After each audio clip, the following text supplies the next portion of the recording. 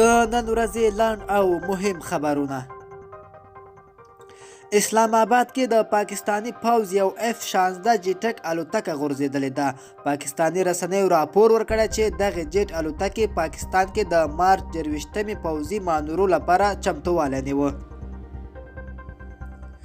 په دوحه کې د طالبانو د سیاسي دفتر ویان د طالبانو د ازادۍ په برخه کې د ولسمشر غني فرمان ته غبرګون ښوولی دی. طالبان باید په ډاګه کړي چې د سولې هوکړې ته ژمن دي. د امریکا مرکزي قوماندان مشر جنرال کین مینکزي وایي یوازې د طالبانو په خبرو باور نه کوي بلکې افغانستان کې روان وضعیت له نږدې څاري. امریکا ایران ته ښه درته معلوم یو امریکایي وګړي ژر خوشي کړئ. د امریکایي د بهرنیو چارو وزیر مایک پمپو پر ایران غږ کړی دی چې په دغه هیواد کې په غلطه نیول شوي امریکایي وګړي دي د بشردوستۍ له مخې خوشي کړي. هغه ایران ته په خطاب کې ویلي دي ښه درته معلوم یو چې دریځ مو څومره قاطع دی، نو وړاندې تر دې چې کوم بندي مړ شي او مسؤلیت یې تر غاړې شي ښه به وي چې هغوی ژر تر ژره خوشي کړئ.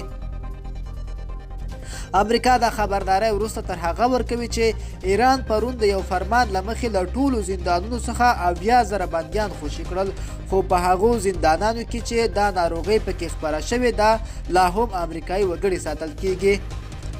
د راپورونو له مخې ایران کې د کرونا وایرس له امله 291 کسان مړه شوي او ورباندې د اخته کسانو شمیر له 8,000 څخه لوړ شوی دی.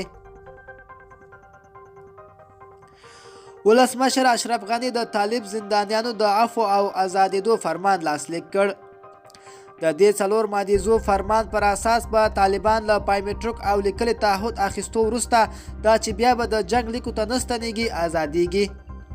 ټاکل شوی چې 1500 زندانیان به د حسنیت په توګه د هود په 24مه آزاد شي او وروسته له هغې به هره ورځ 100 زندانیان د بګرام له زندان څخه ازادېږي.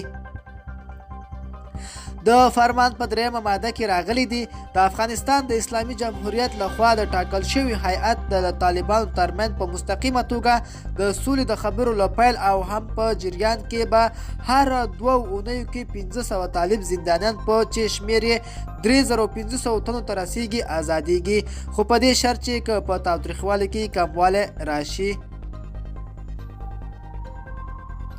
امرالله صالح نن د سپېداره ماڼۍ ته د عبدالله کسان نه دي ورپرېښي او زیاته کړې ده چې په سپېداره ماڼۍ کې خپل دفتر جوړوم او نور د عبدالله کسان دلته نه پرېږدم. دا زموږ لنډ او تازه خبرونه. د لا ښکلو ویډیوګانو لپاره زموږ چینل سبسکرایب کړئ.